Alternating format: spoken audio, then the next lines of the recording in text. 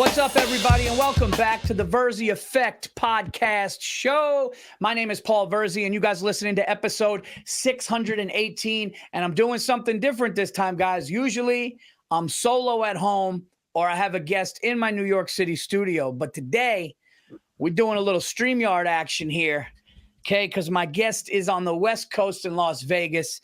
He's a dear friend of mine. You guys know this guy from, all of his stand-up, of course. He is one of the cast members of the smash hit TV series Cobra Kai. And he's the guy we always laugh about who has a cologne dealer. He's the only friend of mine that ever had a cologne dealer.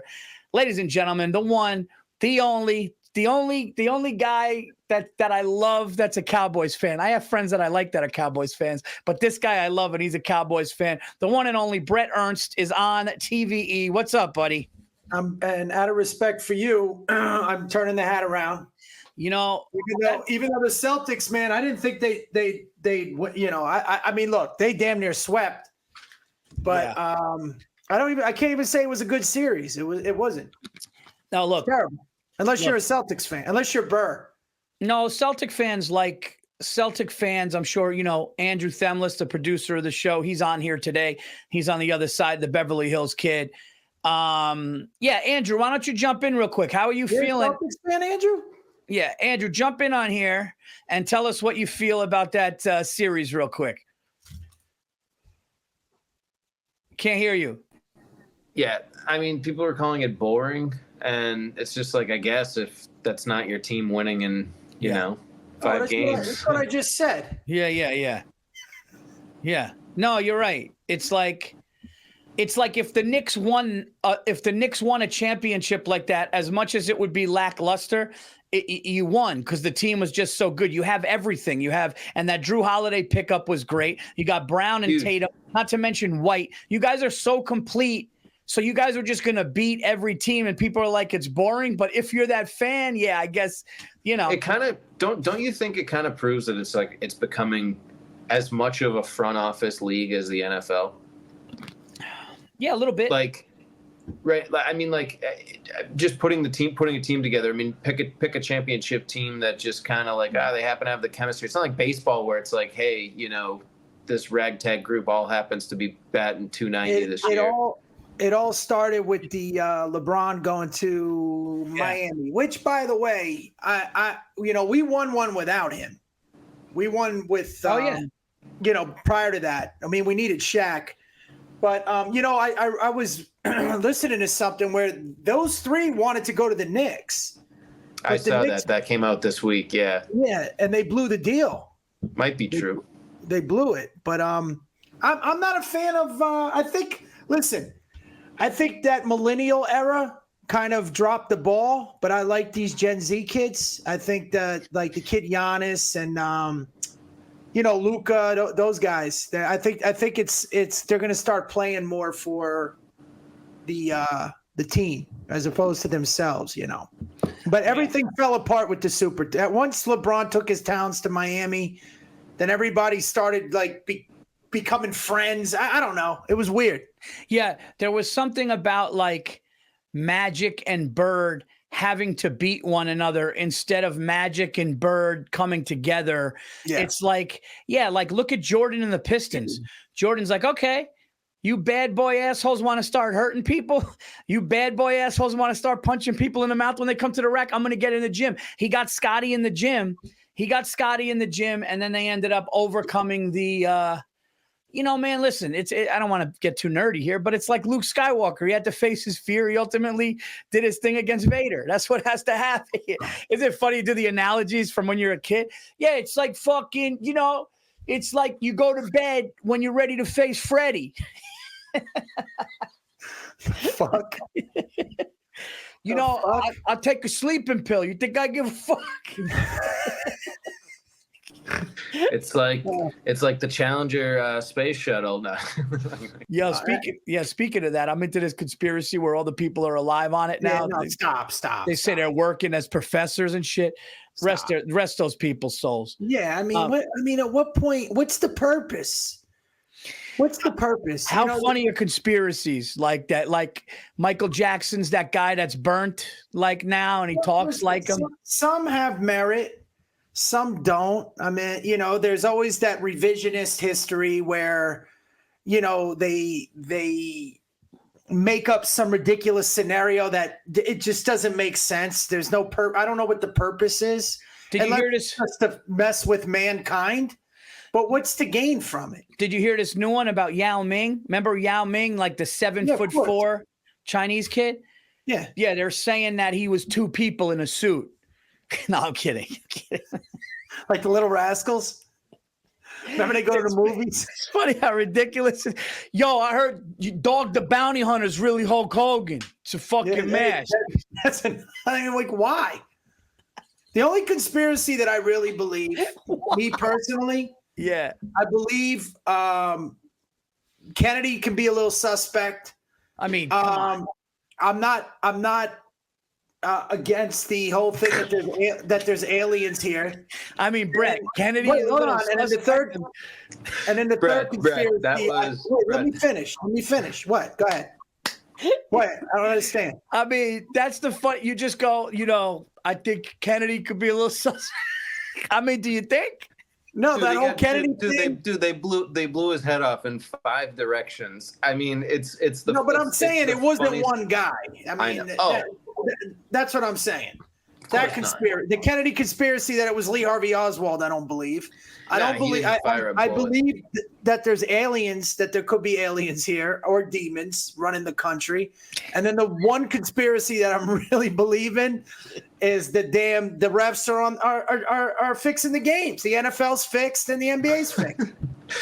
And those are my 3 conspiracies. Those are Brett's. Brett went in order of like least important to most important, and finally the most important. That is the most important. I know Brett comes out. You know what? Funny, Brett. If you came on, you go.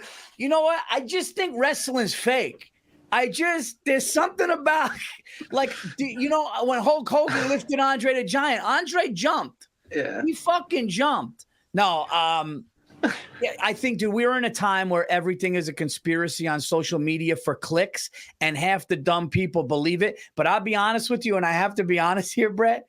Some of them get me, even for like half a second. I'll be like, oh, shit. Yo, there were aliens in Miami.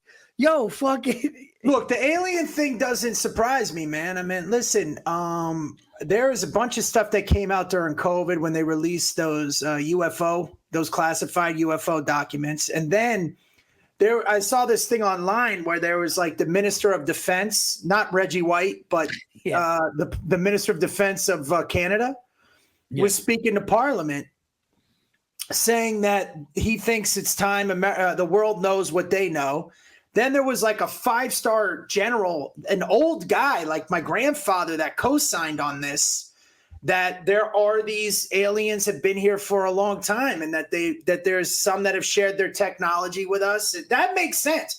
Listen, these damn politicians that just sit there and divide everybody all the time. Yeah, I don't know if they're human. It would make the most sense that they're not human. If they rip their face off and it's a fucking lizard, and they didn't think the cameras were on, I would go, okay, now it makes sense. They're not human. Dude, I'll tell you, and I don't want to get into this like people thinking we're nuts, but listen, no, dude, I love this talk. Dude, they showed, and this is not a political statement, you lunatics, so I'm not trying to, but there was something, I don't know if Rogan was talking about it, but there was something with Joe Biden. Andrew, I don't know if it's possible for you to get a picture during a recording of his face is all messed up now. It's where like his face, like right here, they were showing Biden talking, and right here where the neck is to the shirt and tie, it was so discolored. It was like down here was like this really dark. And again, I'm not trying to, I don't know. And listen, here's the other thing. People can, go ahead. No, people could fuck around online. People could fuck around online with like Photoshop and stuff like that. Or like, when you see Biden go like this with his hand and all of a sudden it wrinkles up, and they're saying like that's what a rubber mask will do. And it's been proven that there are people that make masks so the people could look better and younger, whatever. But I don't want to say something and be like, yeah, Paul, that's fucking Photoshop, dude. Nobody knows if that's real. But it is interesting, Yeah, dude, he's 90 fucking thousand years old. This guy. I mean, you know what I mean? Yeah. Cool. They probably putting shit on him to try and make him look younger. Yeah. So I don't think he's senile. I don't see any photos. It was kind of debunked. I mean, there's been a few photos that people faked, and then there are a bunch where it does look like his neck. It looks like I right can't find here. any right now. It looks like where my finger is. It looks under my finger. It looks like a black man. It's and more likely and then up here is him. It's more likely that it was surgery to like tighten his face, where they pull it here, and then you've got an unnatural line. I'm looking for the one that you referenced. I don't think it was Rogan that mentioned that, but they have talked about the mask thing a bunch of times, where people have said that there are face-to-face believable masks. Yeah, there's a mental illness called apophenia, and apophenia that I know a lot of religious extremists, conspiracicies. What is it? It's connecting dots that aren't there. Oh, okay. In fact, there's a superhero named The Question, I believe. He's in Justice League, that he suffers from apophenia, but he's a brilliant detective. But the dots that he connects ends up like he's like up there with Batman as far as detectives go. But he suffers from apophenia, which is a real mental disorder. And, just trying. You might now, Paul. You're going to think you have it. I know. Now I'm going, dude. Do I do that? Because I do that when I look at Bret. I want to talk about you for a second. You are so funny and great in Cobra Kai, and let me know if this is wrong or right. I don't want to get another fucking conspiracy. You know me. I hear something and I'm trying to connect these dots. Is Cobra Kai coming back for only one more season? By the way, if people don't know, if you're listening to this on audio and you can't see Bret plays cousin Louis. He plays Daniel LaRusso's cousin on the show. Are we coming back for only one more season, or they don't know yet? Well, no, we shot the season. It's done. This is the last season. It just hasn't aired yet. Wait, so after this season, it's a wrap? Season 6 is done. Yeah. It's all done after that. Did you like? I mean, obviously you can't give anything away, but is it a good one? Yeah, man. I mean, look, it's great.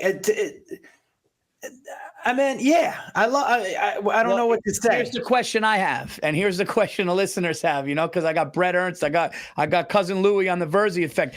Does cousin Louis fight in the last tournament? Listen. I just sell cars, man.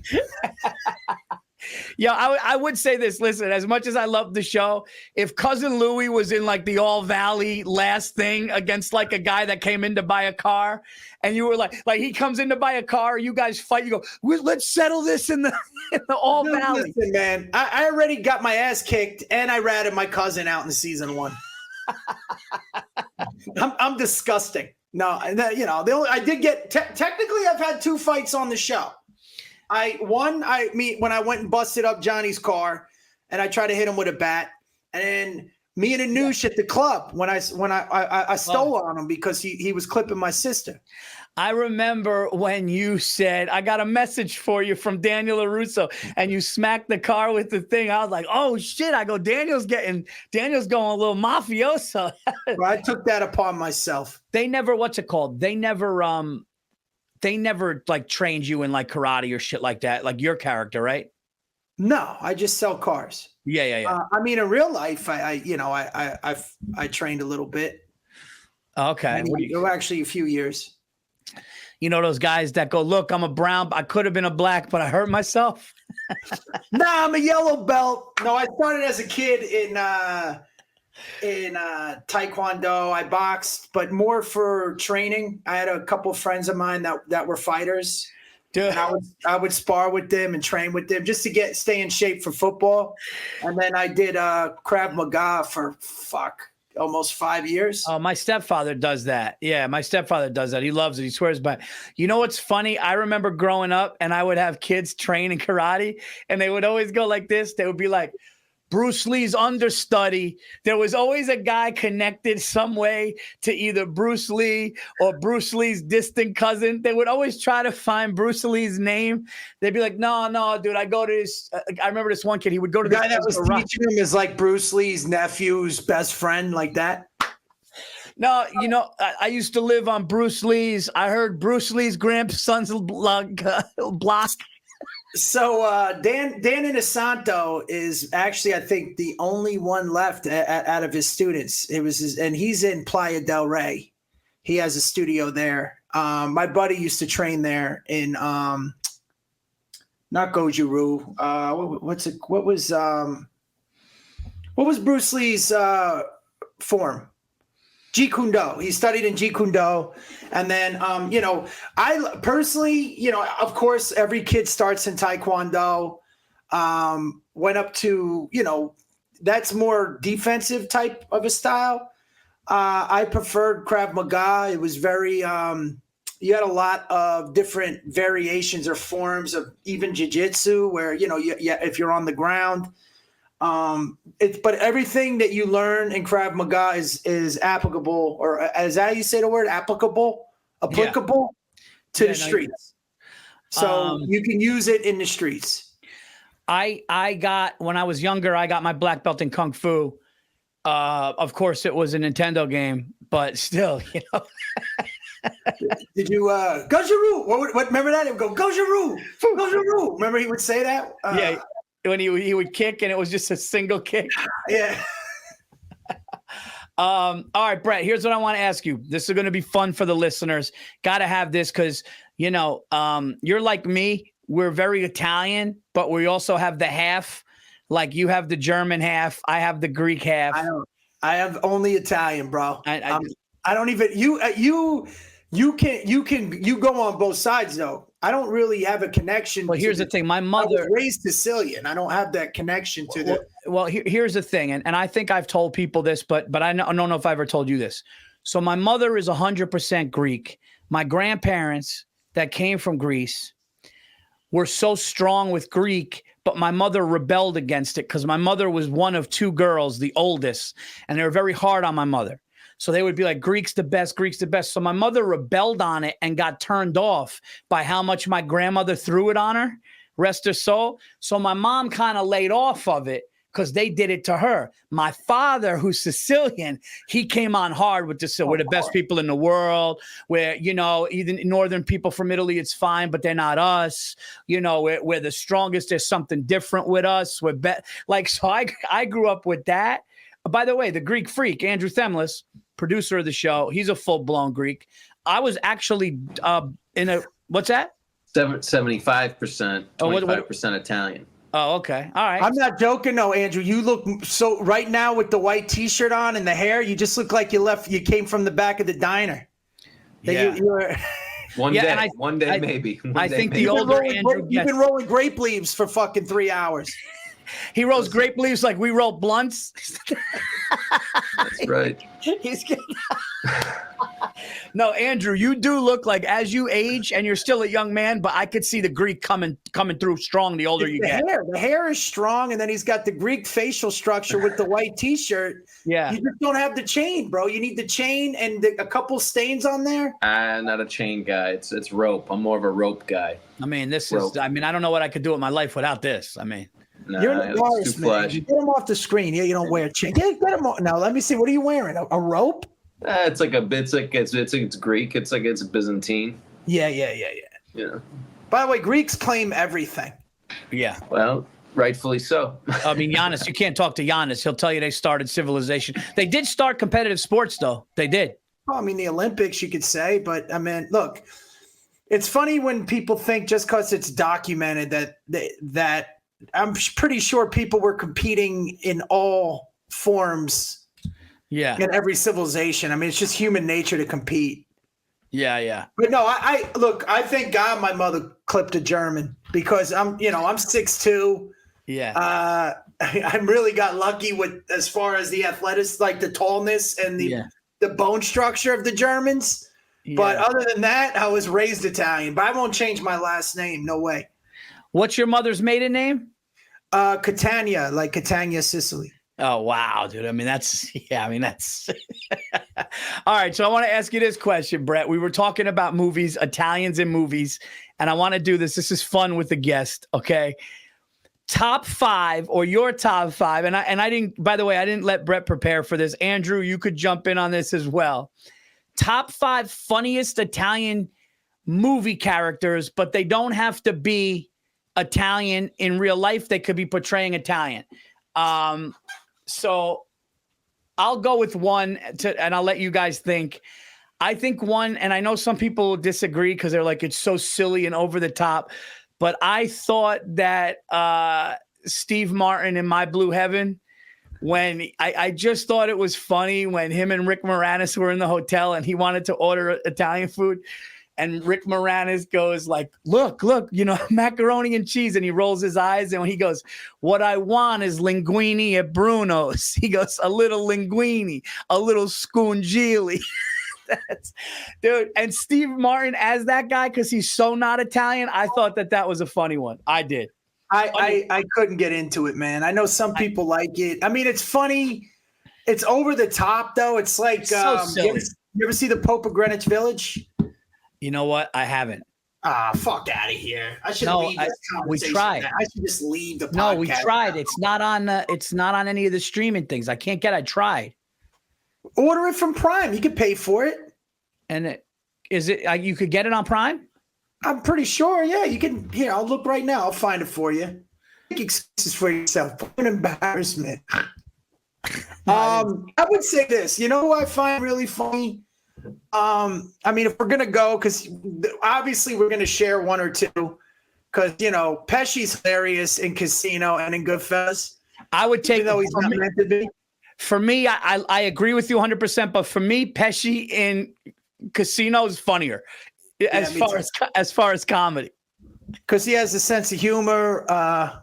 He goes, tell me you gambled the money. If you tell me you gambled the money, I'll give you the fucking money, put the lights back on you. See, you're psychopaths. They're not supposed to be. I love tell me how put the money. You fucking.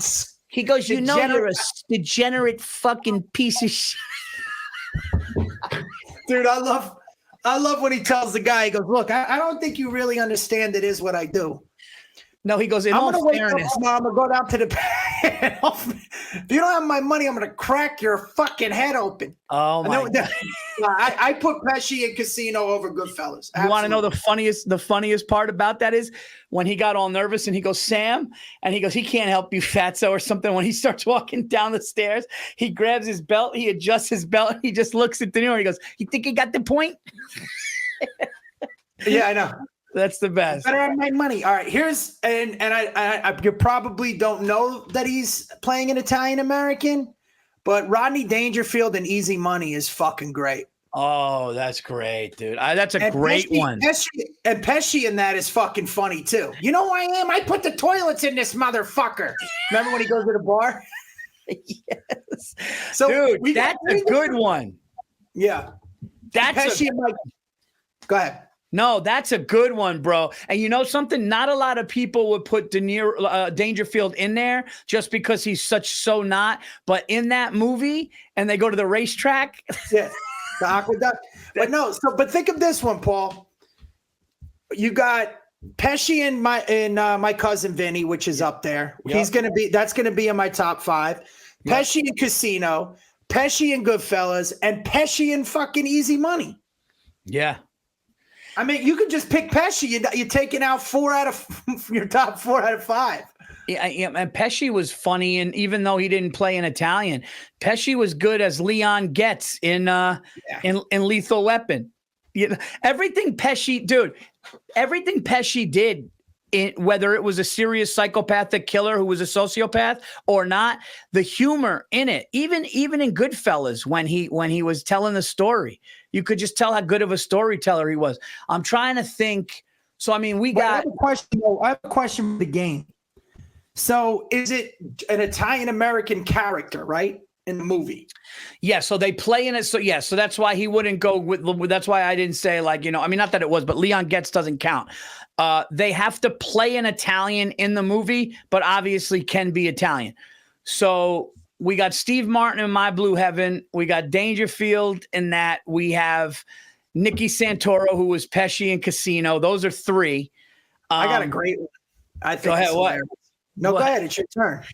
You kind of took it. I was going to say Pesci, My Cousin Vinny was really, really good. You know what you could also say here? We could throw a curveball in this game. You could also say, you ready for this? The ladies are going to like this. You could say Marissa Tomei in My Cousin Vinny, because Marissa Tomei in My Cousin Vinny, when she was like, you blend. Remember when he said, because they said she was fucking, dude, she was great. I don't put it top 5. No, I don't put it. No, you're right. I don't put it top 5. You got Sharon Moonstruck is great too, which is great. And then she plays Italian in that. Yeah, that whole thing's about an Italian family. Okay, The other one is what was the one with Danny Aiello, the lottery ticket? 86th Street, it's called, or 36th. You know what I'm talking about? Where they have the lottery ticket and they have to burn. They keep stealing the car and the cops keep finding it. You know what I'm talking about? No, as soon as you said Danny Aiello, I started thinking of Do the Right Thing. But no, I don't know that one. Yeah, when he's like, up eats, he makes the pizza and the kids with the lottery ticket. He wins the lottery. It's Andrew, in Bensonhurst. Andrew, you know which one that is? I gotta. No.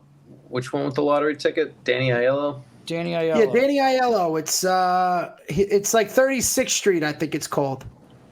Danny Aiello lottery movie. I think it's 36th Street or something. 29th Street. 29th Street. 7 off. But yeah. You can also say like anybody in Sopranos that you kind of have to glaze over because it's everybody at some point. I'm going to throw in an honorable mention. I don't know if he's going to make a top 5, but I think he's fucking hilarious. Who, Paulie Walnuts? Is Burt Young and Rocky, man. I was thinking of Burt Young. I was thinking of that. Dude, he's great. You want the bird? Go in the alley and eat the bird. She goes, oh, Paulie. That was, but like top 5 is tough, man. But how that's crazy what I mean. That's what I mean. But I'm trying man. Yeah, like I'm trying to think of like who was like super, super funny. Dude, I think you got 3 Pescis, dude. I think you got 3 Pescis. You got Pesci in My Cousin Vinny. You got Pesci in Casino.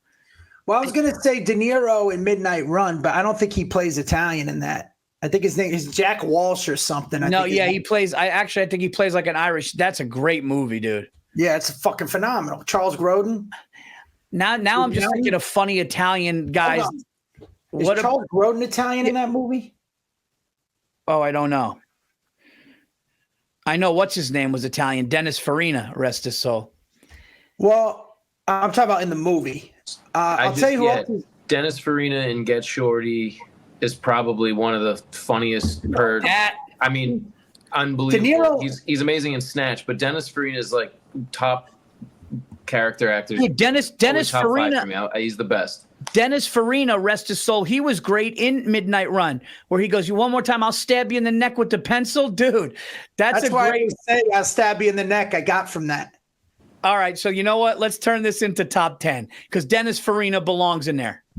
Now, don't forget about De Niro and Analyze This is fucking great. That's a good point. That's a great one. That's a great one. That's the first one too, not the second one. Second one got a little nuts. The first one, he was great in that. No. Remember, he was trying to have sex with the woman, and he goes, "So I'm trying to do this here." He talked about it like I'm trying to do this here. It's not because he couldn't get a hard on because he was all depressed. That's a dude, Bret. Then he gets that's mad a at great one, dude. But listen, don't fucking when he's selling cars and Analyze This too is fucking hilarious. Oh yeah. Are you gonna buy the fucking car or not? You come in here. He goes, I gave you every option. He goes, I explained it perfectly to you. You love the car. He goes, what's the problem? He goes, well, it's a lot of money. I got to think about it, And then he goes, I don't like your tone. Can I talk to the manager? He grabs his dick. He goes, here's the manager. Right fucking here. He goes, look at that trunk. You can put 2 bodies in that trunk. That's a good one. He was good in that, man. All right, but Dangerfield and because they have their wedding in Staten Island in that little yard. Oh my God, dude! I just figured it out. I got one that makes the top 5, and I can't believe you made me think about it. Guess who was Italian? Rodney Dangerfield was Italian in Back to School. Back to School, yeah, he was. Maloney. They cut it short. No way. Yes, they called him Melon, but it's because they cut it short. Because back when he was a little kid, he goes, "Remember, you're a Maloney," and it was in 100%. Yeah, and he tells a story coming from Italy or something. He tells a story coming from Italy. So you got. Because I know his last name was Capuletti in Easy Money. Hold on, I'm looking this up. What was it? Back to school. Yeah, he played Thornton Mellon. But it was when back in the day, and when they showed it in Italy, when he worked for his father, it was Maloney, right? Yeah, they showed. Yeah, it's like in sepia. Dude, that's top 5. Hold on, cuz. And on top of that, Burt Ward is in there too. He plays his bodyguard. He plays his bodyguard Lou. He goes, "Hey, Lou, pack our bags. We're going up to that college to see my son." And remember, he goes, "There's Greek." Remember, Andrew, he goes, "There's Greek letters. That's got to be it." And he goes, "The only Greek I know is Jimmy Pizzos. Remember him? He had an ugly wife, 2 or 3 or 4 ugly kids, and good coffee." Oh, dude, great call. So here are the definites now. Here are the definites. I got one I just thought of. John Travolta was pretty funny in parts of Saturday Night Fever. Dude, he was very funny. There's a couple I was going to bring that up. I was going to bring that up. When he's doing his hair? When he's doing his hair? My hair. Al Pacino. No, remember when he goes, I got a raise. I knew you crap all over it. Remember when the father is... Yeah, because his father was always non-supportive. Yeah. That's a good one, Andrew. I mean, he's funny, obviously, as Vinny Barbarino, but I mean, dude, there's parts of Grease where he's just fucking stupid funny. I got another one for you. You ready, dude? We're coming up with some good ones. You ready for this, Andrew? You tell me what you think about this. And some people will say no, and I'm not saying it cracks the top 5 or even 10. But what about Vincent Vega? Pulp Fiction had some monster fucking killer lines, dude. Is that like Cuban or was he Cuban? Go ahead. I'm sorry. No, I was gonna say, was that Cuban or was that Italian? I never knew that. Vincent Vega? That's a good question. But he had some funny ones. Like he was like Spanish. subtly He's like funny. Spanish, I think. Oh, was he? Okay. All right, never mind. Italian and Puerto Rican, according to.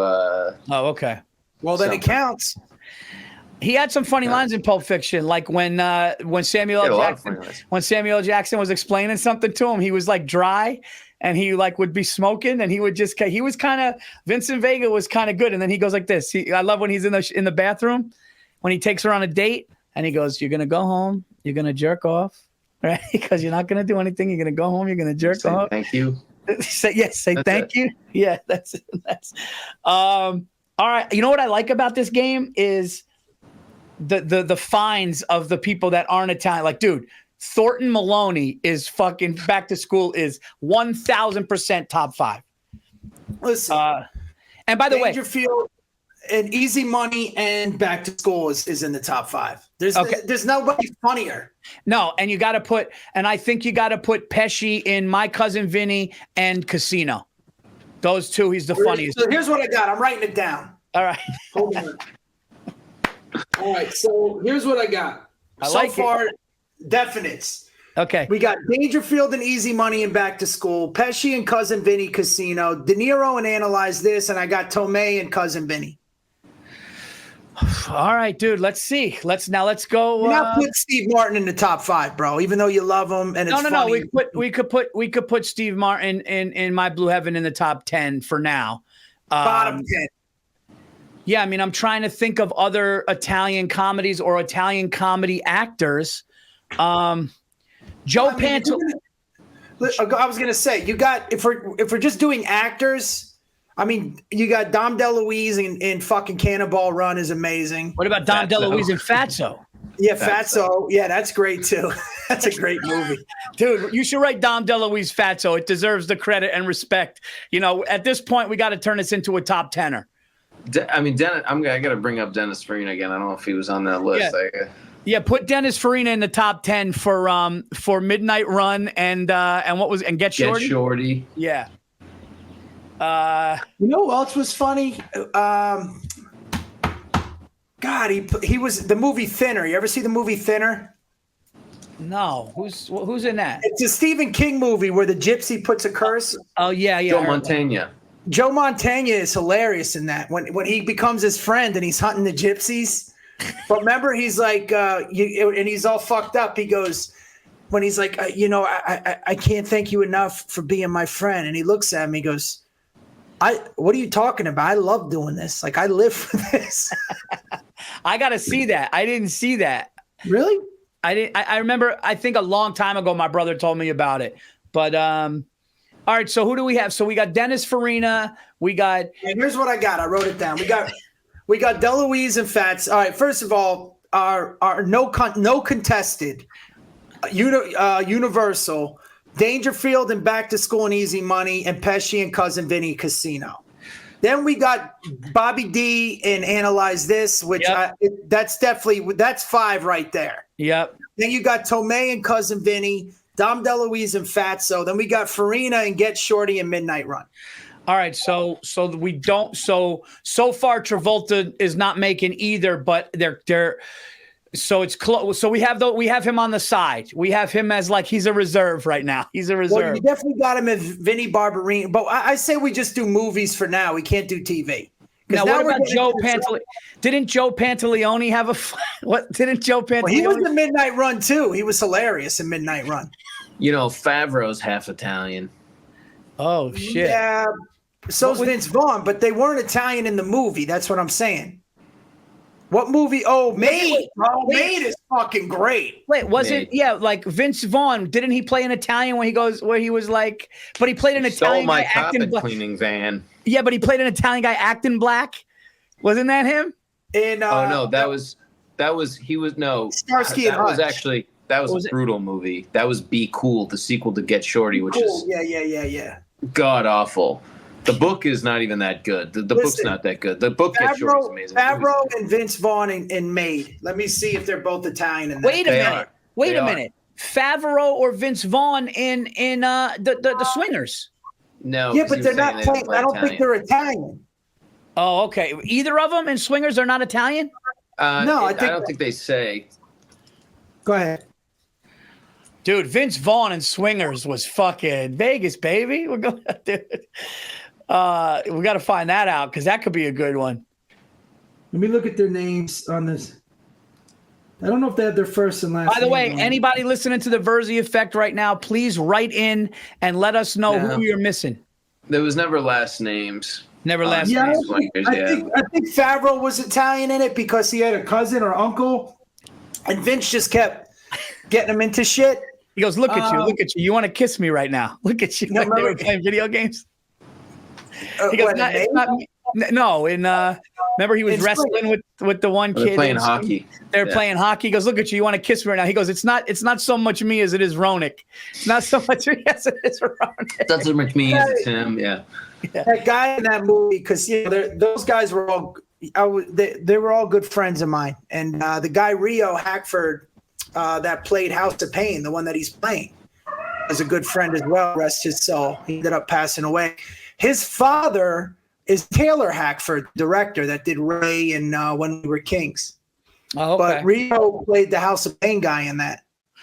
Remember, that's who he's playing. When they're playing, remember they ran into he pulled a gun on him, and then Sue pulled a gun on him. Yeah. Oh, yeah. He goes, you don't even have to play. Then back in the apartment playing. Yeah. I was trying to do the research, but I don't know if we can use Made. We don't know if they're Italian. No, we don't know if they're Italian. No, he makes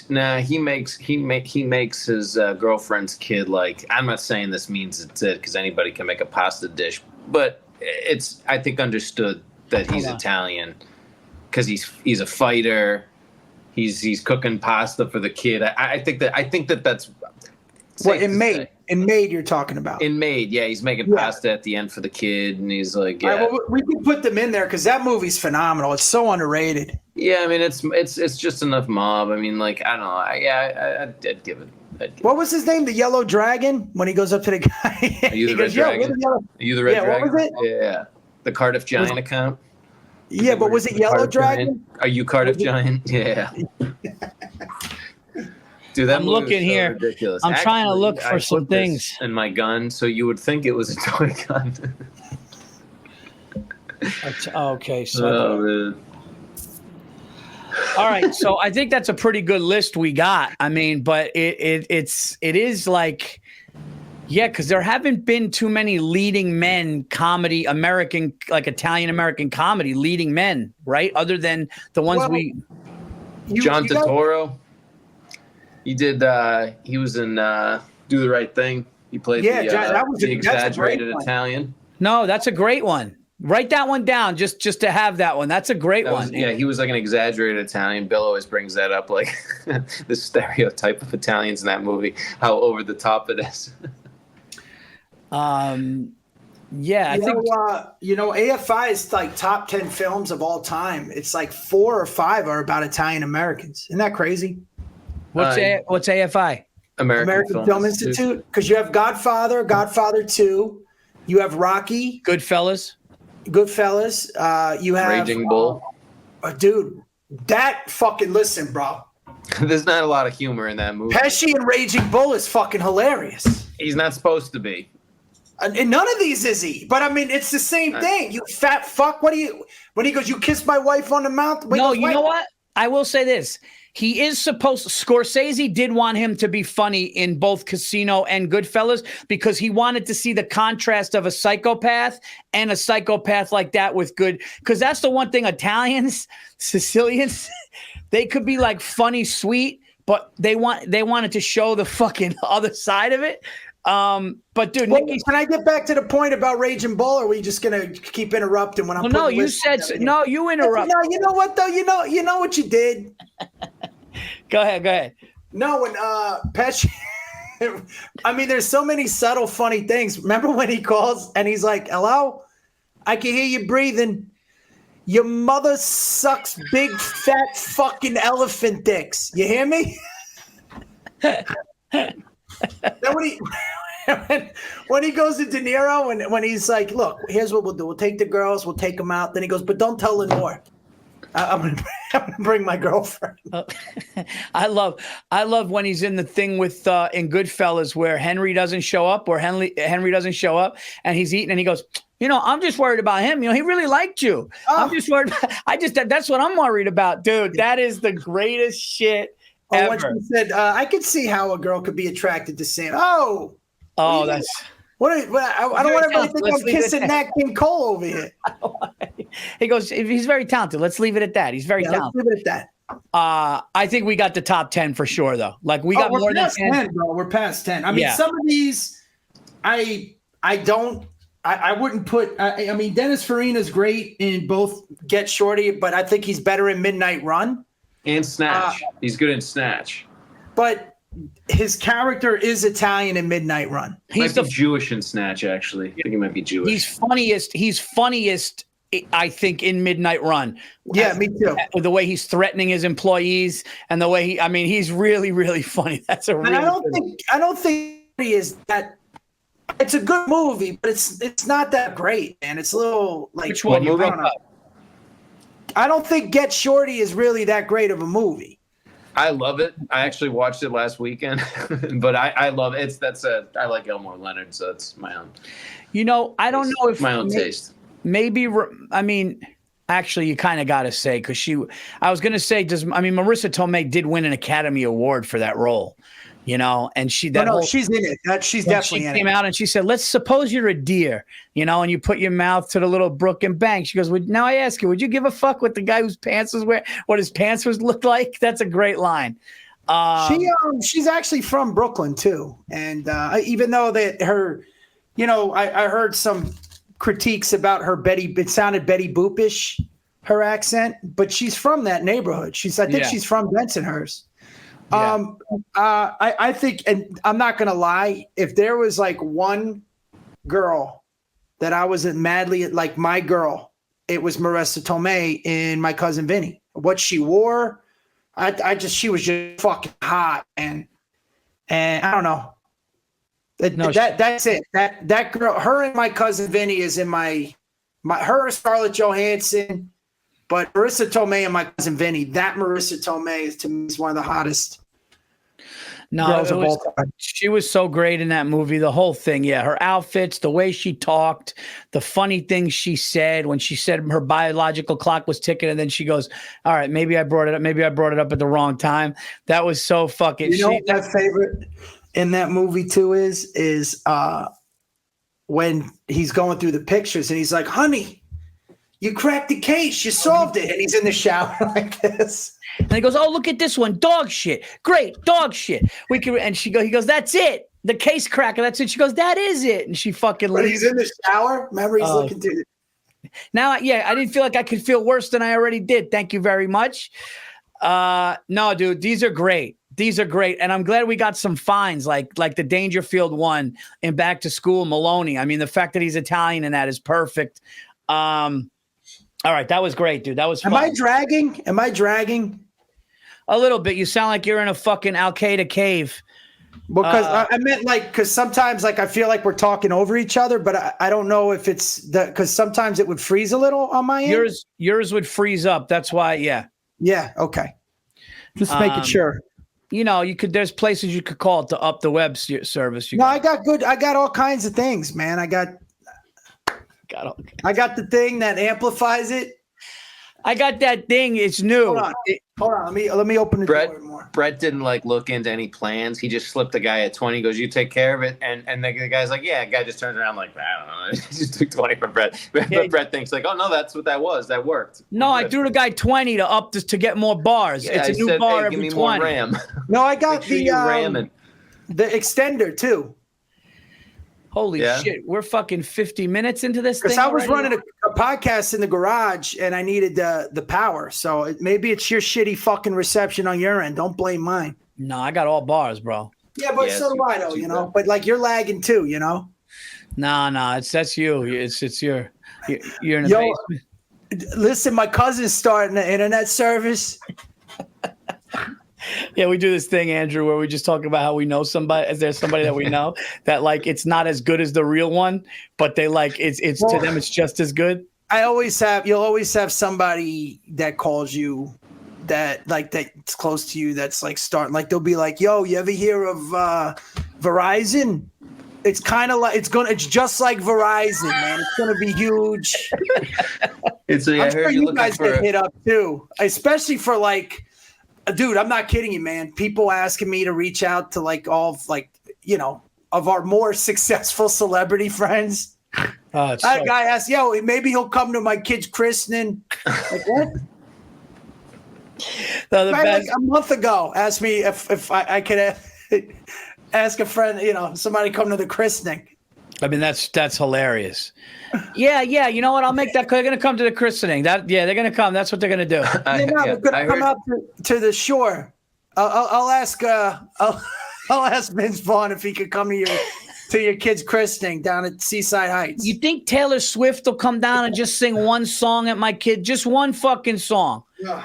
And if she could bring Travis Kelce, they're big football fans. How much do you think it would cost? And then it's like, well, what do you give him I don't think it's not, that much. Yeah. Why the fuck? No, then they get defensive. They'll go, "Fuck Ed Sheeran. Well, he's not worth that much. I'm trying to give the kid 10 grand. He sing a song. He's going to drink and eat for free. He's going to have dessert. He's going to fuck him." They get all mad like the guy's too good for it. No, but redhead. It's hilarious because they'll be like, what the fuck? It's one day. It's like one night. They want that much. Then they talk about, what? Fuck him. Why he's the big Shaq because now he's famous. They're not even that good. They're not even that good. Yeah, that's the dude. The best is when they'll call you if they hear you're in town, and then they'll ask how they could get tickets. Are Greeks like that or no? Because it's all the same blood, that. Greeks, Arabs, Southern Italian, it's all the same fucking, that same personality. Greeks do the same as Italians. Like when you're doing a show and family wants to come out, Greeks Greeks do that shit too. I mean, I think the Greeks are more likely to buy a ticket and not say anything. Yeah, and the Greeks are more, if the Greeks feel like you disrespected them, they kind of will whisper it to each other. Where Italians will be like, I'm fucking disappointed, fucking scumbag. You know, Greeks will be like, I can't believe they did that. You know, it's like more of a. Well, I just think it's, that they'll call you and then be like, hey, how do I get tickets? And then it's like, okay, now you're coding it. You want me to give you free tickets. Yeah. You know how to get tickets. Did you call Billy Joel when he fucking came? If you know I'm in town, and now you got to do the whole charade where it's like, all right, I'll take care of the tickets. I'll pay. But then they get there and then they'll buy like $800 worth of merch. Yeah. You know what I mean? It's just like a whole charade. You know what I love, though? Italians are big dreamers because they're delusional. Like, Italians will be like, dude, you think Magic Johnson could come and talk to my son and his friends? And and in your mind, you're like, oh, do you really think that that's a possibility? You know? And it's like, no, I have a theory. What's your theory? And, again, my grandparents spoke Italian, so I'm second generation or whatever that is. I think there was a guy in Italy that became successful because he knew somebody, and that's just been passed down, and that's their whole basis for, because it's always, what I remember, I told you what my stepfather told me why I'm not famous. Why? Because he goes, you should grow your hair out like Frankie Valli. I'm like, really? My Greek grandmother used to say, grow your hair out. Dress. Why do they love hair? She would want my belt of my pants to be up to my belly button. You have to it was like they wanted you to dress like it was 1945, showing your socks. If you ever look at those, like, socks were a big part of it. Like, you could see the ankle and all that shit. Like, they just wanted you to, but listen, I'll be honest with you. As much as we make fun of that time, when you look at those times, those were gentlemen, man. Look, I told you, my stepfather, grandfather, they all said the same thing. You should only have pride in your appearance and your work ethic. Now, here's a good question. What did you, like, I get my nails manicured. I get them buffed. I get my toes done. Okay. I'm a gentleman. I picked that up from those old gangsters. They used to do that. My grandfather's generation all got manicured. Like, what is it is there anything you took from them that you do now, that you do today?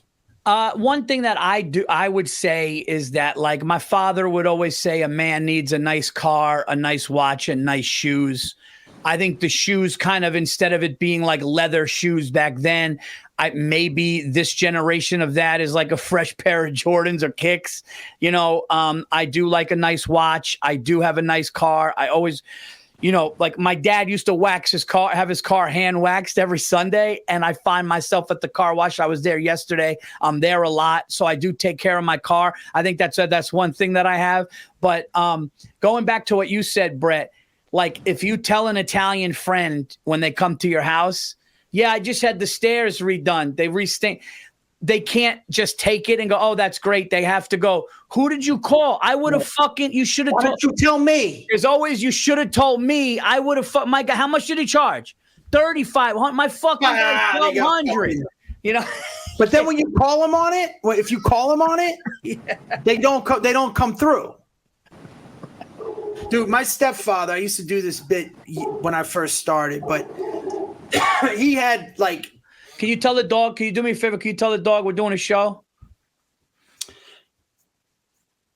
It'd be funny here. Go ahead. That dog's like down the street. I don't know how you can hear that. That's hilarious. That's from you? That's coming. Yeah, but that's like literally across, like.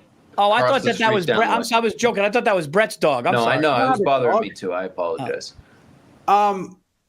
He would always tell you what everything's worth, but not what he got it for.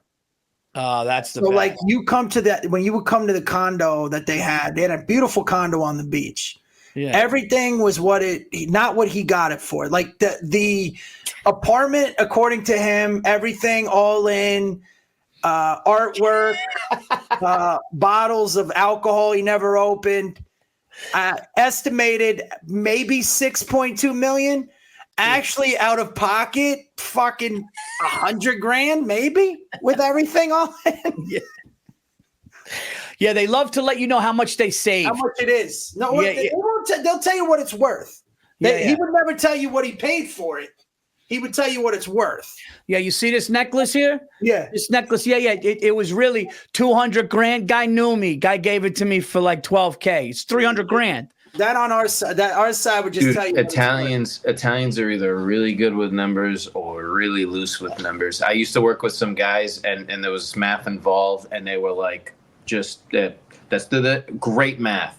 But then if you asked about anything remotely unprovable, like at all, it'd be like, I was like, no, it was like 30 of them. It's just like, I was like 30. This is like, yeah, who's counting? Well, I thought you were. You came in with 30. Sicilian Americans, I'm only speaking for us in America, are very, very good businessmen. And what makes them good businessmen is they account human behavior and nature. They're very good at that. So, like, I have a close friend of mine that has a business which is in cash, does a lot of cash, but he factors in getting robbed. He factors in going, okay, this guy's going to steal from me. Now, this is the truth. He's a Renaissance man. Well, no, he understands human behavior. Like I was going to tell you what I took from my stepfather. He's like this. He's like, well, that fucking scumbag. All right, 10%. Well, no, I'll tell you right now. This is the truth. This is the truth. And in his business, it's a cash business, and each one of the let's say kiosks or whatever it may be has to bring in a certain amount for him to make a profit. He doesn't care. Anything above that is just gravy. He has one worker that is phenomenal and is by the book. And that person is always making exactly what they need, but all the math is done. Sometimes it's a little over. Been with my friend for a long time. Then he has another one that he knows is stealing from him. But that guy brings in more because he's stealing cash. So he's double hustling to cover. And he doesn't let the guy know that he knows, but this guy is bringing in more than the person that does it by the book and isn't stealing. So there's always a psychology to it. Like the reason why I'll always have at least $200 on me, which was the other thing I was going to say I took from my stepfather. Dude, you just pulled that up like the 7 of clubs, like this was a card trick. Just like... He told me something, and he said, he goes, you should always have at least 200 cash on you. And in case you ever get robbed, it's just enough to where they won't kill you. Now, my stepfather was a homicide detective, rest his soul. And he was a street guy, but he was a cop. And he actually worked on Son of Sam. And he saw some shit. But that type of stuff, the way he always said, have at least 200 cash on you. Because if somebody sticks you up, first of all, if you have 200 on you, you could just give it to them. They're not going to take you to the ATM. If you say I have no money on me or any cash, then they're going to be like, well, let's go to the ATM. Sure. Or if you like only got $40, they're going to be like, well, give me, you got to run what you got. If they're going to run you, they're going to run you. But at 200's a good amount, especially for a fucking crackhead. He think he hit the fucking lottery. Because stick up kids today. I mean, when I was younger, that was an actual trade. Like a lot of street guys were stick up kids. They weren't drug addicts. No, that's now really... it's all addicts that rob you like that. Well, it's funny that you said that, Andrew. I don't know if I told you this, but when I was at, I was in a car service last week, and it was weird because I was like going through the emotions of doing the set at the Gramercy. The car service has me on the West Side Highway, and I'm like, make a left on 23rd Street because that's where Gramercy is. And I see all the people on bicycles and all the people walking and everybody with their dogs along the path of the West Side Highway. And a guy is holding his Labradoodle, and he's holding the leash, and he's got his phone up. And I actually saw him get robbed in broad daylight in front of me. A guy on a bicycle went right by, snatched the phone out of his hands and went. And everybody saw it, sunny out, broad daylight. And the guy went like this, lunged. The guy on the bike is already out. Everybody looked at it, and it was done like that. And I'm going, holy shit, dude. I just watched. Now, I don't know what he's going to do. They said he'll probably end up getting $20 from somebody for that iPhone, like, because he can't do anything with it. So what he's going to do with it, he's going to give it to somebody. They're going to give him a little bit of cash. But it was just like it was a common thing where it's like, you know what? The target is this: walking the dog outside. A lot of people, nobody expects it. When the guy holds the phone up, boom, take the shit and go. And he was out, man. It was so wild to see, actually. I remember the era of buying bricks, man, in boxes. When I used to sell, you remember that? You might be a little too young for that. Wait, they would put a brick in a box and say it was like a. They would sell you bricks. They were always in a box, like, you know, brand new. They recellophane it. I noticed too, man. I noticed a lot of the younger kids. Like I remember being, God, this had to have been like 15 years ago, maybe. No, it couldn't have been. Maybe less than that. I was in New York and I saw these people falling for the 3-card money game. And I'm like, what the fuck? They're just dusting off old grifts now. And these young kids had never seen it before. Like, this fucking idiot put his chain on the goddamn on the shell, like on the game. On the table. He had it in a ringer. Was he a ringer? No. The ringer was there. Now, any New Yorker that's over the age of 40 knows what the fuck is going on. These kids were in their 20s and they were falling for it. Now, there's a dilemma. Unless I'm a cop, if I speak up, and, you know, I'm sure some people were yelling, don't do it, blah, blah, blah, blah. Nobody was interrupted, because you could also get fucked up for that. Yeah. If these idiots are stupid, and now if it's my brother or my cousin, then you're like, yeah, but I don't know these people. Yeah. You don't want to get fucking caught up like that, you know? Yeah. I just remember being a kid. It was all that types. I remember buying fireworks in the city, right? So we would go into Manhattan, and fireworks is like steroids. One guy buys for everybody. You know what I mean? So we all, the kids in the neighborhood, I had a friend of mine that he was one of those kids that was just he was always outside. He's one of the guys I talk about in my act, but I'm not going to do my act. I'm just telling you the true story. Yeah. So we jump on the train. We go into Manhattan. Now I'm like 12 or 13. We got like $300 on us and shit. I mean, again, this is a long time ago. It's like 84, right? 85. Anyways, so what happens is a guy in Chinatown will come up to you, and you know how like remember going out in the clubs in Manhattan, the guy that sells drugs would walk by, but he would mumble. He'd be like, I got coke, I got weed. Yeah. They would do the same thing, but like, I got the bottle rocket, I got the M80. You know what I mean? Like that. So then you stop them and you throw them the money. You tell them what you want. Then the dude would take off. Chinese dude would take off, and then fucking, you think you're getting robbed. And like 5 minutes later, another Chinese dude comes around the corner with a bag, and he's like, "Go now!" And he gives it to you. You have to run with it, because you know those were illegal back then. I don't know if there still are, but we're talking like. No, you're talking shit like that. Yeah, you're talking when there used to be like peep shows in Times Square. My older brother said they went down like in Chinatown. You could go down into restaurants and get fucking, if you really wanted to, like Uzis and like gun. Like there was some wild shit down there, man. That those dudes. You gotta respect them, man. You know why? They're strong. They're strong. And you never hear them in the news. You never hear them. No. Getting rounded up. None of that, man. You know, they're strong. Because when you got to remember, Little Italy back then was still Little Italy, right? So you had Mulberry, you had Mott Street. I mean, it was still like, now it's just one block. I think it's from Grant to Hester on Mulberry. That's it. You know what I mean? And the rest is Chinatown. Well, I think what happens is harder to be infiltrated. Say what? Harder. I think those gangs are harder to be infiltrated. I think it's just a little easier to like kind of work with. A Western gang. Well, they're very insulated, Andrew. Yeah. So all their crime and everything they do is within their community, which is how the Italians were in the beginning too. It's just, we branched out, ended up controlling the unions and everything. But I'm saying it was just the culture when they come in, from wherever you're from, it's your own little microcosm and your own, it's the same thing with Greeks, man. Except you guys weren't really I don't know if you've ever had the reputation of being violent, man. You guys were just really hardworking business owners. Self-employed. Greeks are very self-employed, very simple. Greeks are very good with money in that they save, but they spend. Like Greeks, very not typically, cheap, but they save. Like they just, it's always, watch your money. And if they give money, like if an older, if my grandfather gave me money, it was like, you give it to the kid, you hand the kid $5 and you tell him you save this money, right?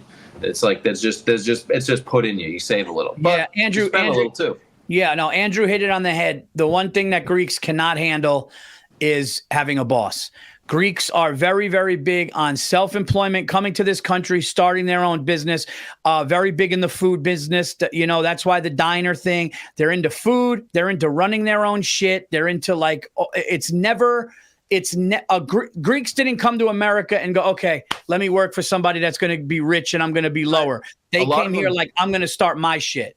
Yeah, it depends on where they landed. Like my family landed in Lowell, which is like one of the oldest Greek populations in the country, and a lot of them worked in like the mill, right? Like my grandfather's brothers before the war, after the war, they worked in like the tannery. So there's all the chemicals. Then he was a leather salesman.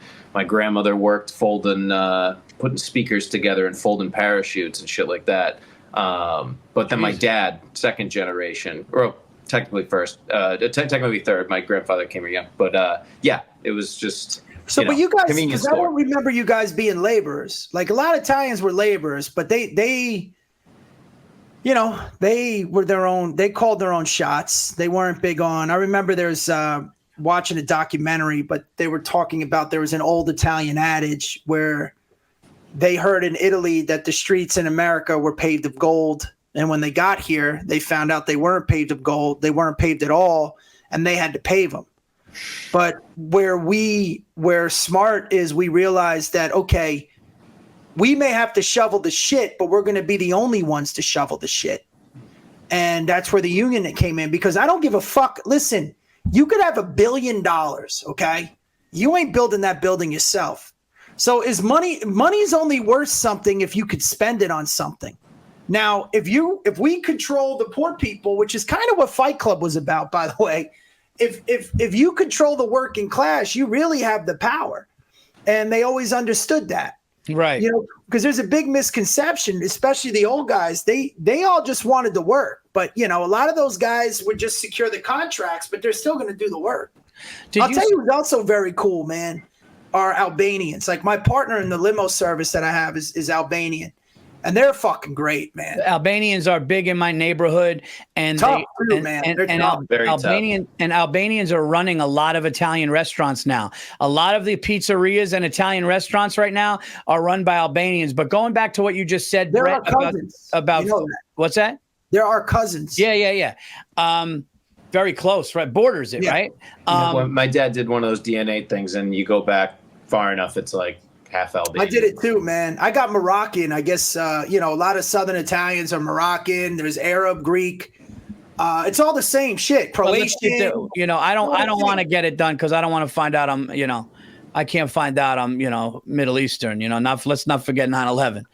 No, I'm kidding. But listen, what I was gonna you are, by the way. We're all Arab too. No, I'm kidding. But what I was going to say about the poor people, like running the poor people. Did you see that thing Damien Dash did about prisons versus school? And he said this thing, man, just hear me out on this, because he said it and I'm like, yes. When you look at a prison and you look at the American public school system, it's all cinder block walls.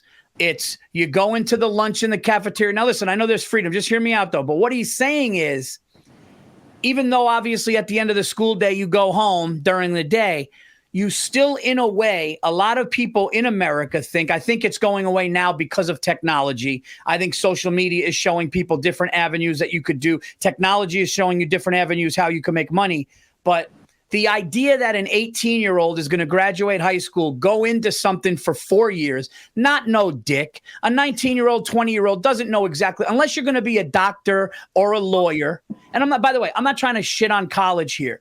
But buddy, I talk about this all the time, man. 100% I agree with you. Pick up the trade. Yeah, the institutional, like we have this mind of, okay, 18, college, 2 years of college or 4 years of college, whatever. And then I need to know what I'm going to do. And then I'm going to go out. Do you know how many of these kids are getting degrees from Notre Dame? They're getting degrees from Clemson, and let's they're fucking backtrack on what you're saying, because I talk about this a lot. Yeah, I just, I was talking to my son, because my son is not only a great athlete, but my son is a all honors student, president's list, dean's list, all that shit. And I go, what do you want to do? And he's so smart, dude, that he just goes, he's like, I don't know. And he's like, and I'll be honest, he's like, his mother, obviously, we both want him to go to college, but like, he's going to go when he knows exactly what the fuck he wants to do and what he's going to go for and try to do it, instead of just being like, okay, well, this is the step. And and guess what? He's not, you know what he's not going to do, guys? He's not going to come out of the college system and owe $85,000 and be overwhelmed. Right, hold on, before you say something, this is the last thing. This is the last thing I'm going to say. Think about this for a second. The anxiety level that a young mind and somebody that's getting out, now all of a sudden you got 6-figure debt and you're out in the workplace. You already feel behind the 8 ball. That's not the way that you have to live, man. You have to fucking think outside the box and realize that that's an old model. It's an old model, I think. The other thing I was going to say, the college starts to go downhill when they pass the law that the government's going to subsidize student loans. But prior to that, they were very selective in who they let in. Now, this idea that everybody deserves an education, not really, not now. Look, everybody has this. This right here, okay? If you're going to .org sites, gov sites, and you can still look up things and research your research, but you can learn everything you need from that. I've learned, dude, I can't even tell you, from laying tile to grounding outlets to stuff that my grandfather taught me, which, now is just a different variation of what's new. You can just go on YouTube. You don't even need a fucking father anymore. Yeah. No, people are going on YouTube learning how to fix their cars. People are going on YouTube like learning how to do shit. It really is nuts. But once the federal government said we're going to subsidize student loans, it became a big business. And now you've got people that can't even get into a goddamn state school, going to a smaller school, like a SUNY school, and just getting charged, $50,000 to $60,000 a year for some communications degree. What the fuck are you going to do with that? Yeah. Where trades is actually what's more important, especially for young men, because, ironically, in the last 100 years, I think as women are concerned, it's still the same 20 jobs, right? Yeah.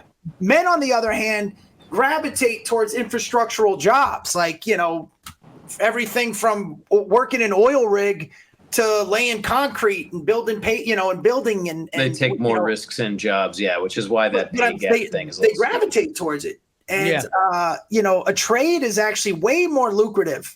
But now what you're seeing is a lot of these trade schools are fucking doubling and tripling tuition, and unless you're going to get hired by somebody, be an apprentice, a lot of the trade schools are starting to fucking jump in on this. Anytime something is mandatory, I almost feel like there would be a system where it's like, listen, you don't have to come to class, and you don't have to be on time, and you could take the test or not take the test. But those people, like, to really show the people that want to do things. I mean, dude, we've been taught our whole life, unless you're an entrepreneur that work for yourself. Think about this. We've been taught our whole life, you get an hour for lunch and you got to tell people when you're going and when you come back. It's like, that's fucking nuts, man.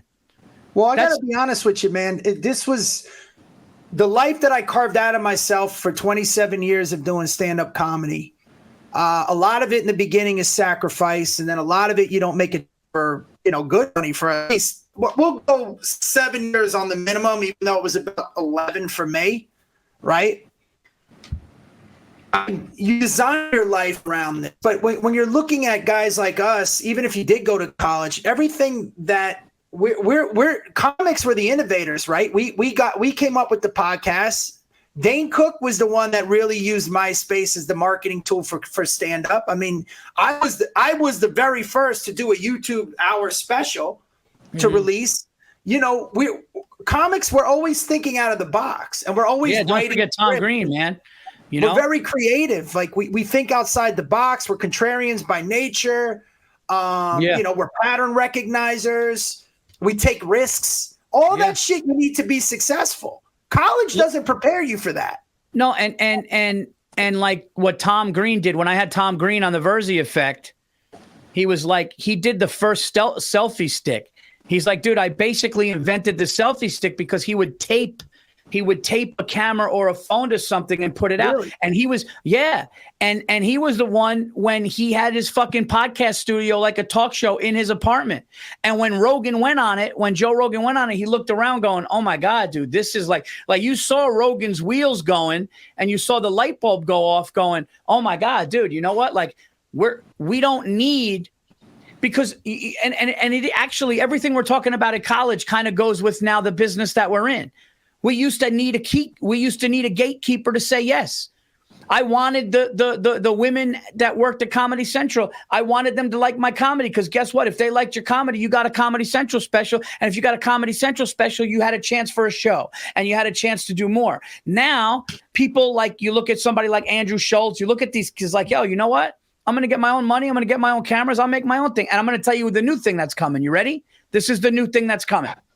The new thing that's coming is people, obviously with money, they're going to start making their own movies, and the movies aren't going to be considered independent films as much anymore. You're going to start seeing the people that have big studios and have money. They get their friends that are talented. They get a story, and they're going to make movies, and they're going to be on whatever they put them on, YouTube or whatever. And that's coming too, because we don't need studios anymore. Well, this is definitely the best time to be an artist. The other thing I got to pat myself on the back for, you do that, Bret. You keep patting yourself. I was the first to do a gambling show. Oh, and that's true. To see what was coming legal and you know, to partner with, because I had you on that. I remember.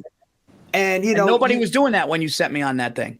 Nobody was, because I actually was working with All Things Comedy even prior to that in like 2014. I mean, again, look, you're looking at we're a very risk-taking community. And when you're looking at people that go to college, you talk to a lot of them. They think that, okay, I get a 4.0 in high school. Now I get to go to college. My parents will pay for my college, but then when I get out, they'll give me something. So now I can go and find a job. Once I find a job, then I can make this amount a year. And they think that they're looking for this linear path, where artists in general we don't do that. We're all over the fucking place. It's one of the not big scams. One of the big scams about college too is like that. Obviously, there's an education. Like I went, like I had a couple good professors, like political science, and like I mean, they blow your mind, you know, telling you about stuff. And I think like there's obviously some people that use it. And I mean, I skipped some classes. I bartended. I was an idiot.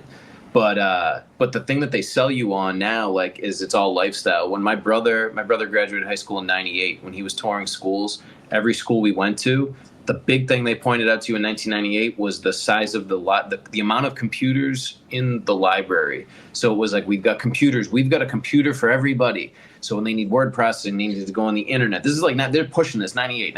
This is what it is. So every tour you went, that was the focus.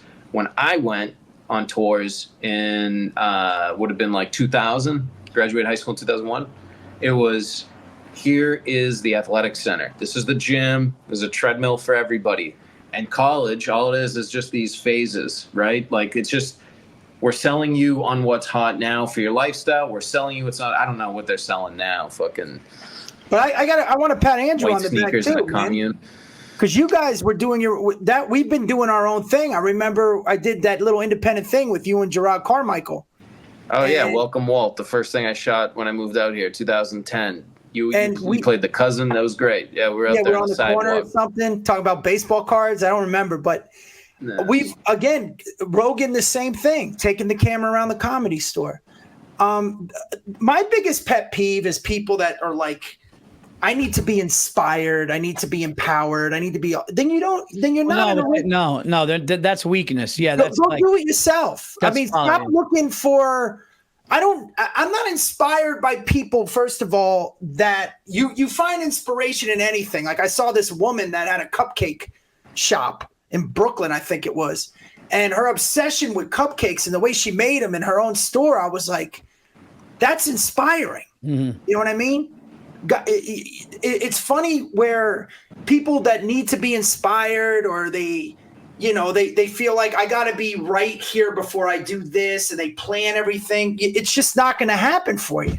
No. You know what's funny about that is some of the, I talk this with my buddy all the time, writers, is how if you go back to the greatest television ever written, these guys weren't, there wasn't like, I need to like find the message. These guys were 9 to 5 and they churned out All in the Family. They churned out I Love Lucy.